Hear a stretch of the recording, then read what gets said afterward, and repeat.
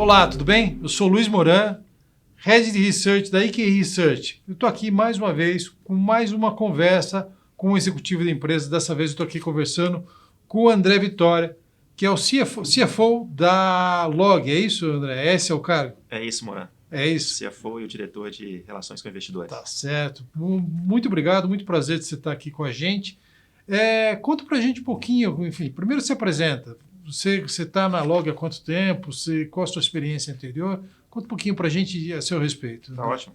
Primeiro, obrigado pela oportunidade. Assim, eu já tenho quase 3 anos de Log e a minha experiência ela vem sempre sendo na área financeira. Né?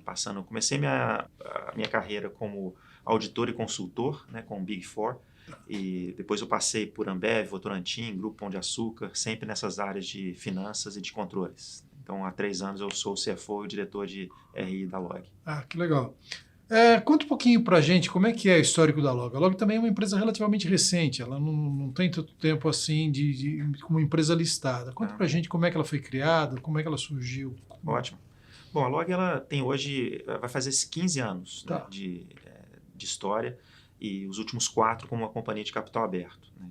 A companhia ela advém de um spin-off da MRV, né, e o foco dela está sempre vinculado à construção de galpões logísticos, né, pelo Brasil. Né? O nosso foco é um crescimento orgânico greenfield e a gente vem fazendo isso ao longo desses últimos 15 anos. Ou seja, a Log ela tem uma presença hoje já bem relevante, né, nesse mercado logístico no Brasil. Quer dizer, vocês desenvolvem os próprios galpões, são galpões que vocês constroem desde o começo, já aproveitando um pouco desse DNA da MRV de construtora, vocês pegam o terreno, desenvolvem o terreno e constroem o galpão para alocação, é isso? Ótimo, acho que que a gente, uma das coisas que a gente tenta sempre fazer, até o nosso lema, é traduzindo, o mercado fala, a gente traduz. A gente evita o jargão ao máximo, toda vez que aparece uma greenfield, sabe?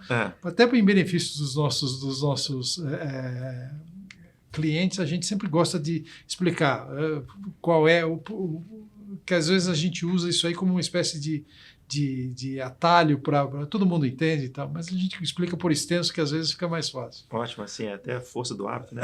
Não, mas esses jargões assim do setor, mas acho que até aproveitando a oportunidade de falar de uma primeira vantagem competitiva da Log, seria a verticalização, ou seja, a integração da operação da companhia. Hoje ela é responsável desde a identificação da demanda, né, a procura pelo terreno, a gente compra esse terreno, aí procura efetuar a regularização desse terreno. Uma vez esse terreno regularizado, a gente aprova o projeto, constrói o ativo, loca o ativo, né, para os nossos clientes e ainda faz a administração dos condomínios onde esses ativos estão, vamos dizer, operando. Então, essa verticalização da nossa operação já seria também uma das principais vantagens competitivas que nós temos, porque isso garante uma eficiência e uma guarda realmente das informações estratégicas que a gente julga que é muito importante para a companhia. Quer dizer, então você tem projetos nos diferentes estágios do que você falou. Você tem um banco de terrenos para desenvolver para o futuro, você tem projetos que já estão prontos e operando, é isso? Justamente. Então, temos desde prospecção de regiões e de terrenos, até terrenos já comprados, terrenos já regularizados, projetos, né, ou seja, ativos sendo construídos, ativos prontos, ou seja, realmente a gente tem todo o ciclo de desenvolvimento dentro de casa, então, em diferentes fases. Acho que esse vamos dizer, a Log está sempre tendo uma rotatividade significativa, né, porque a gente se encontra hoje em pleno crescimento. Então, realmente a gente tem em diferentes estágios da nossa operação o ciclo de negócio está representado. Como é que vocês veem esse setor? Esse é um mercado que está se desenvolvendo no Brasil. O Brasil tem crescido nesse mercado. A demanda por galpões ela é uma demanda que vem sendo atendida. Tem muito espaço ainda? Ainda tem muito espaço.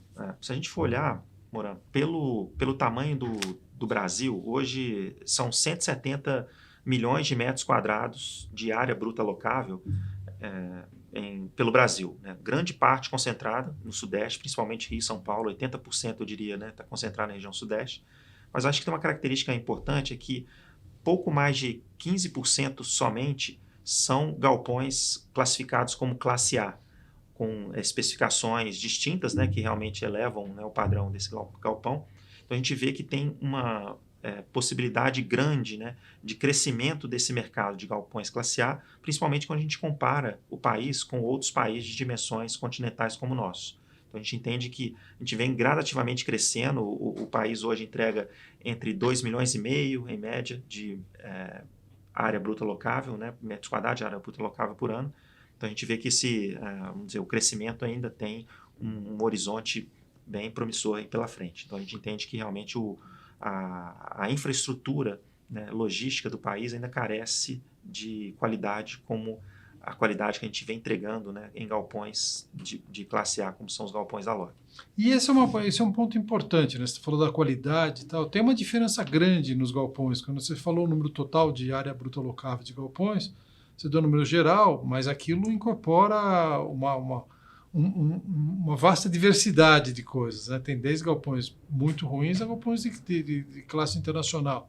Como é que é isso? Justamente, assim, quando a gente fala de um galpão classe A, talvez para o pessoal ter um entendimento de quais são as diferenças, né, de um galpão classificado, né, como classe A dos demais galpões, algumas das características seriam o pé direito, ele tem que ter pelo menos 12 metros, né, de altura, o piso ele é nivelado a laser, né, as iluminações são de LED, o sistema de incêndio também precisa atender algumas classificações mundiais, pátio de manobra, então assim, só para listar o próprio reuso de água, tem uma série de características que determinam que esse galpão ele tem uma classificação distinta dos demais. E é isso que é o foco da companhia, né? A gente só tem hoje galpões nessa classificação e a gente entende que gradativamente a gente vai preenchendo, né, esse espaço de galpões com galpões de qualidade, né? E acho que essa é também uma janela importante hoje de desenvolvimento dado a carência, né, de infraestrutura de qualidade que o país se encontra hoje. E tem uma migração, enfim, eu imagino que operar num galpão desse, ele pode ter um custo de locação maior, mas ele deve ser um galpão mais eficiente no final para o locador. Moran, assim, acredita que ele é mais barato do que o galpão que não é um galpão classe A. Tá. Quando você coloca todos esses custos, né, juntos, pensando até em termos de segurança, de energia, de eficiência, em média, o galpão classe A sai 20% até mais barato do que as operações hoje em galpões de uma infraestrutura pior. Entendi. Então, à medida que a gente chega, né, nessa região, hoje aproximadamente, eu diria, 40% do nosso crescimento já está vinculado a esse movimento, né, que é esse salto para a qualidade, ou seja, as empresas já estabelecidas naquela região migram, né, desses galpões de uma infraestrutura ruim para um galpão classe A. E sai mais barato. A conta, no final, inclusive, é mais proveitosa para o cliente. Entendi.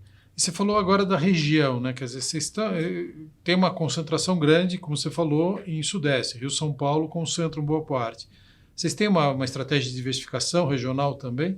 Acho que essa seria a nossa segunda vantagem competitiva, Tá. Moran. Falando a diversificação geográfica da LOG, talvez nós somos a única companhia nesse setor que atua de forma nacional. Então, hoje a gente está presente nas 5 regiões, né, são 18 estados, são 39 cidades, e a gente continua expandindo as nossas operações pelo Brasil.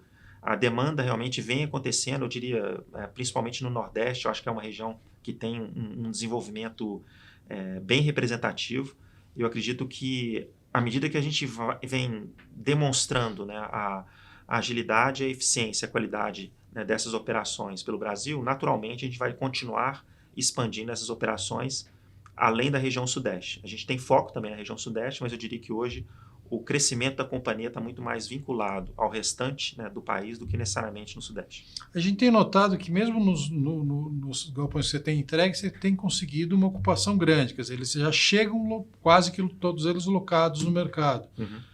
Isso é uma característica que vocês identificaram, a demanda forte, ou vocês estão construindo o que no jargão do mercado chama build to suit, que é aquela história de construir para aquele uso específico?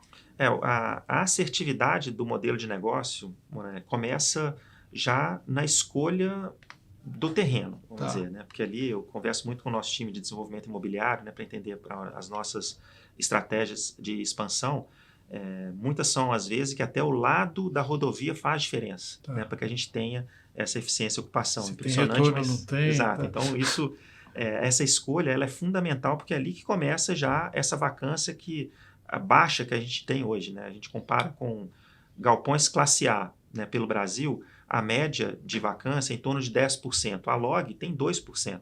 Né? Tá. E vem historicamente sendo essa nossa média de vacância. Então, realmente a gente tem uma eficiência de ocupação representativa. E em relação aos tipos de ativo, diria que 20% hoje do nosso portfólio está vinculado a esses ativos BTS, né? Que aí tem um jargão que é o Build to Suit, né, pessoal? Aquele galpão que é específico para uma operação apenas. Né? São normalmente galpões de uma metragem relevante, né, que atendem principalmente as grandes empresas de varejo, as grandes empresas de e-commerce. Né? 20% está vinculado a esse tipo de ativo, e os demais ativos, que são aqueles ativos que a gente chama de varejo, né, que são inclusive aqueles que a gente gosta, né, de performar, onde a gente tem lá então galpões que são modulares, né, e flexíveis, né, vamos dizer assim. E aí eu acho que essa é justamente a nossa terceira vantagem competitiva. A gente tem a flexibilização dos nossos galpões. A gente consegue atender tanto operações de BTS, né, de 80 mil metros quadrados, por exemplo, até operações de menor porte, né, de 2 mil metros, 5 mil metros quadrados, em diferentes regiões, para atender diferentes momentos, inclusive, da nossa própria carteira de clientes hoje. Entendi.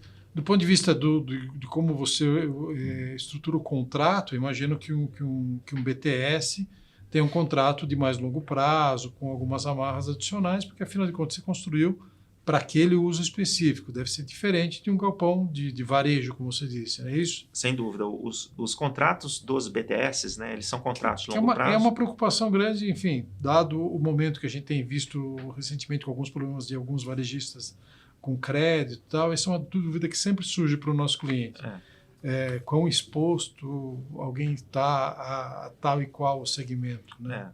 Os contratos de BTS, eles têm uma duração maior, né, normalmente são de 10 anos, né, e eles são protegidos por 10 anos, né, vamos dizer, se caso o cliente ele queira sair daquele galpão com uma antecedência, né, ele precisa pagar o restante do contrato. Uhum. Os demais contratos, né, que são os contratos de varejo, eles têm uma proteção da legislação, né, então pode variar entre 12 meses até, vamos dizer, 36 meses, depende muito de cliente a cliente. A nossa média hoje aqui, fora os galpões, né, que são contratos de BTS, seriam cerca de 3 anos, né, de média de contrato. Mas eu acho que tem uma característica importante também que, por exemplo, no ano passado, nós renovamos 92% dos contratos que venceram em 2022. Entendi. Né? Então, isso mostra que a gente tem também uma recorrência de renovação importante, que acho que está muito vinculada à carteira de clientes que a Log tem. Quando você comenta sobre vamos dizer, o risco que nós temos de determinados varejistas, né, terem algum tipo de concentração conosco, a Log ela tem uma diversidade, além da diversidade geográfica que eu comentei, a diversidade de segmentos e de clientes. Né? Entendi. A gente não tem uma concentração muito relevante, né, em determinados clientes. Né? Hoje a gente tem uma grande empresa de e-commerce que tem uma relevância conosco, dadas as últimas entregas que nós acabamos de fazer, né, ao longo de 2022, mas que já em 2023 a gente vai conseguindo ter uma diluição à medida que a gente for entregando novos projetos, como vem acontecendo todo ano. Entendi. Até isso é uma questão que tem chamado a atenção. Enfim, o e-commerce teve um grande crescimento durante a pandemia, né? Durante e após a pandemia, mas essa taxa de crescimento vem diminuindo. Não está chegando a refluir, mas ele está diminuindo. A gente vê que o crescimento das vendas dos grandes varejistas tem diminuído. Vocês têm sentido esse tipo de coisa? Isso diminuiu a demanda pelas áreas ou por novas áreas? Como é que vocês estão sentindo isso? O e-commerce no Brasil, ele continua crescendo, você tem razão. Assim, ele não cresce na mesma proporção que cresceu durante a pandemia, que realmente houve um volume e uma mudança de hábito, né, por parte do consumidor bem relevante. Mas continua crescendo e, de novo, em relação ao que nós encontramos no mercado internacional, a gente imagina que ainda tem uma possibilidade, um avanço, né, de e-commerce para poder fazer frente aqui às operações no Brasil. Então, a gente ainda acredita que o e-commerce vai trazer crescimento, né, para a operação e para o próprio segmento, porque hoje é difícil você encontrar uma empresa em algum segmento que não tem uma experiência online, né, durante o seu processo de decisão de compra. Então, eu diria que na Log, 65% né, da nossa carteira de clientes hoje está direta ou indiretamente vinculada ao e-commerce. Né? Tá. Naquelas classificações, né, de e-commerce, né, propriamente dito, ou de varejo, ou de alimentos e bebidas, de farmacêutico, que são setores que não estão necessariamente diretamente ligados ao e-commerce, mas que precisam, né, do e-commerce para poder operar quando eles estão expandindo o Brasil afora. Então a gente acredita no e-commerce. O que eu acho que diferencia um pouco é que durante a pandemia as nossas entregas elas já saíam 100% locadas. Entendi. Né? E hoje a gente talvez entregue aí 70%, 80% já de pré-locação, e à medida que vamos dizer, depois dessa entrega, em até 12 meses, certamente a gente já teria um índice de ocupação acima de 95%, que são os patamares pré-pandemia, né, que era a referência de eficiência da companhia. Tá certo. Uma coisa que é relevante na Log é que ela às vezes a gente explica isso para o cliente, fala, é uma empresa de galpões logísticos, mas ela tem algumas semelhanças com um fundo imobiliário, mas ela tem algumas diferenças significativas. Né? Talvez a maior delas seja do ponto de vista da sua estratégia financeira. Né? Você não tem que pagar dividendos como paga um fundo imobiliário, então ela tem algumas vantagens significativas. Você pode reter o recurso e continuar investindo no crescimento do negócio sem precisar de novas captações. Conta para a gente como é que é um pouco essa estratégia. É interessante, né, para a gente pensar do ponto de vista do nosso público, né, amor? Assim, o pessoal que procura um investimento. Né? O rentista está muito assim, mais preocupado em ter a renda, né? Ou seja, então um fundo de imobiliário ele permite isso. Quando a gente olha a Log, né, uma empresa de capital aberto, e vê a ação da Log, né, a Log G3, a gente pensa no crescimento. Então, quem aposta em crescimento, aposta na Log. Tá. Quem aposta em renda, aposta nos fundos imobiliários. E o que eu entendo hoje é que o movimento que a Log se encontra, ela, ao longo aí dos últimos anos, a gente lançou um plano de crescimento ali ao final de 20, que a gente, à época, chamou esse plano, pessoal, de Todos por Um. Né? Ele significava, é um nome simples, né? Mas assim, e era fácil de entender que representava 1 milhão de metros quadrados de área bruta locável, né? Novos, né? Ou seja, acima, né, do que a gente já tinha, num período de 5 anos, tá. Né? Que era de 2020 até o final de 2024.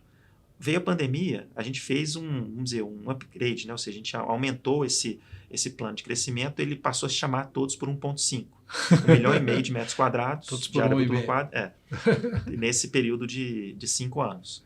E a gente vem executando esse plano de crescimento. Tá. Então, a Log hoje, para que ela venha executar esse plano de crescimento, existem algumas fontes de recursos, né? Disponíveis ou não no mercado, né? Além da própria geração de caixa, né, da operação que ela tem, uma fonte é o que a gente chama de equity, né, ou seja, a gente fazer o jargão lá, né, fazer um follow-on, né, do nosso papel. Só que, dado o desconto que a gente encontra hoje, né, do preço da ação, né, para o valor, né, o valor contábil dela, a gente não pensa nisso hoje. Ou seja, executar essa estratégia hoje de recurso com o follow-on, pessoal, não é algo que a companhia venha fazer. Uma outra estratégia a fonte seria dívida, né? Ou seja, captar dívida. A companhia hoje também não pretende aumentar a dívida líquida. A gente, né, tem hoje um patamar de dívida líquida que a gente entende que é compatível com a nossa estrutura de capital, a gente não pretende aumentar. E aí vem a terceira e talvez onde a gente mais gera valor, né, para o nosso acionista, que é o que nós chamamos de reciclagem dos ativos. Né? O que é a reciclagem dos ativos? A gente tem hoje ativos ou em desenvolvimento ou prontos, a gente vende esses ativos. Né? Tá. Seja para um investidor institucional ou até para grandes fundos imobiliários, né? Como a gente fez ao longo dos últimos 4 anos. Então, a venda desses ativos acaba gerando o recurso necessário para a gente construir novos ativos. E a margem de venda desses ativos ela tem sido bem expressiva. Né? A média dos últimos anos foi de 40%. Né? Dado hoje, eu acho que o cenário um pouco mais restrito, né? Talvez a gente não chegue nos 40%, mas certamente serão margens acima de 30%, que a gente considera como margens muito boas, né, para o nosso segmento. Então, a companhia vai continuar executando essa estratégia. Né? Ela vai continuar crescendo, né, construindo ativos e vendendo ativos já performando, ou às vezes até em desenvolvimento, para continuar executando esse crescimento, que a gente entende que é onde a gente mais gera valor para o nosso acionista. Quer dizer, os ativos que são reciclados, digamos assim, são aqueles ativos que atingiram um certo grau de maturidade, onde você entende, se eu vender esse ativo aqui para construir outro, eu tenho o capital investido me rende melhor nesse outro negócio, é isso? Normalmente a gente pode dizer que seriam os ativos já performando, né, desenvolvidos, etc. Mas a gente consegue também ter hoje uma atratividade grande em ativos que estão em desenvolvimento, inclusive, ou que acabaram de ser entregues, inclusive. Então, em diferentes estágios e em diferentes proporções, você pode ter uma venda da totalidade desse ativo ou de parte desse ativo. Então, o que eu encontro hoje é uma procura, dada a atratividade da qualidade dos ativos, né, que a Log tem e a própria carteira de clientes que faz parte, né, desses ativos, a liquidez que nós temos, né, desse nosso portfólio, ela continua sendo alta. Então, a gente continua tendo procura e certamente, né, em breve a gente vai anunciar cada vez mais essa reciclagem. No ano passado a gente efetuou o recorde, né, de vendas, foram 430 milhões de reais em vendas de ativos. Esse ano é bem provável que a gente vá beirar o dobro, né, de vendas nessa proporção. Então, acho que o pessoal que buscar entender, né, um pouco mais a Log vai ouvir falar sobre essas reciclagens que vão realmente fundiar o nosso crescimento. Esse é outro desses aspectos de traduzir o mercado e tal. Conversando com o analista, ele me falava, não, ele vai reciclar. Eu falava, não, então vamos explicar o que é essa reciclagem direitinho, venda, né? Senão fica esquisito. Parece que quem não é do ramo não vai entender. Então, vamos lá, pela ordem. O seu financiamento seria geração própria de capital, reciclagem do seu portfólio de ativos. Justamente. E daí, eventualmente, emissão de nova dívida, se o mercado permitir, e só no último caso, um follow-on, uma emissão de novas ações. Eu gostaria de trazer, né, um follow-on para a prateleira novamente, mas eu acho que hoje o mercado de capitais não permite, né, o desconto perante o nosso valor de ativos, né, chega a 50%, né, o quanto que a ação da companhia está sendo negociada hoje, né, no mercado. Então, à medida que a gente tiver um retorno, né, desse mercado, certamente vindo próximo, né, aos valores contábeis, né, dos livros, a gente possa trazer de volta esse tipo de discussão, né, ou seja, um financiamento, vamos dizer assim, do nosso crescimento através do que a gente chama aí do follow-on. Mas hoje está bem distante. Entendi. Bom, eu queria falar só de um negócio que é potencialmente um risco para o setor, que é a reforma tributária. A reforma tributária eventualmente pode trazer algumas mudanças que podem mudar um pouco a atratividade de algumas regiões. A gente tem algumas regiões aqui que são muito focadas no que se convencionou chamar de guerra fiscal, né? As diferenças de alíquotas entre os diferentes estados. Como é que vocês veem esse setor? O fato de vocês serem nacionais, de alguma maneira, melhora a posição relativa que vocês têm? Bom, o que nós podemos falar hoje sobre a reforma?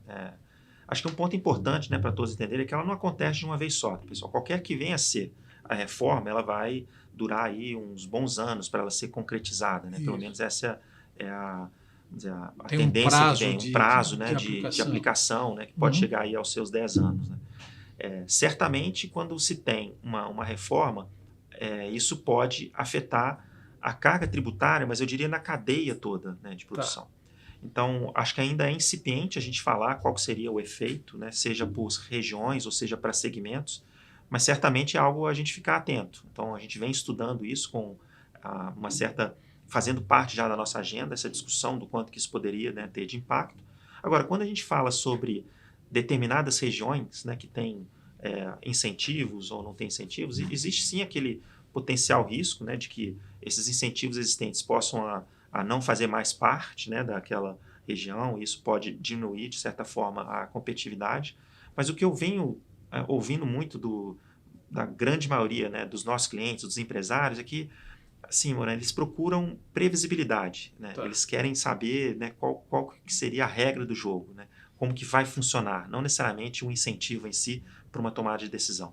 E eu acho que é isso que a gente está aguardando, né? Ou seja, quando que nós vamos ter uma clareza maior de qual que seria o caminho, né, que o novo governo pretende seguir com uma reforma fiscal. Então, a gente está num compasso de espera, fazendo os estudos, entendendo os principais interlocutores, quais são as ideias, né, que hoje tem uma certa influência junto ao governo atual e, vamos dizer, de uma maneira, procurar se antecipar, né, a esses movimentos ou, de alguma forma, também procurar saber como que isso vai ser acomodado, né, nas nossas operações. Entendi. Bom, André, eu acho que eu cobri todas as minhas perguntas aqui. Teve alguma coisa que a gente não conversou que você queria aproveitar o momento? Eu gosto de deixar um tom positivo, tá, amor? Tá. Assim, no sentido de que a gente encara hoje, né, essa incerteza, né, de algumas decisões ainda, sejam vinculadas ao cenário macroeconômico, que vão direcionar, né, o crescimento do país, mas eu acredito que em breve a gente vai conseguir entender, né, esses principais movimentos para conseguir continuar o crescimento. Eu acho que logística, né, no Brasil é um segmento que tem um potencial altíssimo, né, de geração de valor e de expansão. E eu acredito que a gente vai enfrentar desafios, é um ano que realmente a gente tem uma certa cautela, um compasso de espera, mas que a gente vai passar por isso e vai continuar entregando, né, os resultados que historicamente a Log vem entregando. Então, a gente vai continuar focado naquilo que a gente pode controlar, eu costumo falar bastante isso, que é o nosso crescimento, né? E de alguma maneira conseguir equilibrar esse crescimento, mas com vislumbrando uma realidade que realmente eu acredito que ela seja mais positiva, né? A gente torce para que rapidamente a gente já encontre esse rumo e que o país continue a crescer como a gente gostaria que ele crescesse. Tá certo. André, muito obrigado mais uma vez, foi um prazer. É sempre bom falar de casos interessantes como esse, enfim, empresas de crescimento. É sempre muito, muito interessante, a gente aprende bastante. Muito obrigado. Obrigado a você, mano. Foi um prazer. Pessoal, muito obrigado mais uma vez. Se você está ouvindo isso aqui no YouTube, deixa um like, assina o canal, ajuda o YouTube a ajudar a gente. Tá bom? Se você está assistindo em outro lugar, a gente também está à sua disposição. Qualquer dúvida, todo o material que a gente disponibiliza, todo o material que é publicado a respeito, inclusive da Log, o início de cobertura, todos os nossos comentários sobre os resultados estão disponíveis gratuitamente no nosso site. Tá bom? Um forte abraço, até a próxima.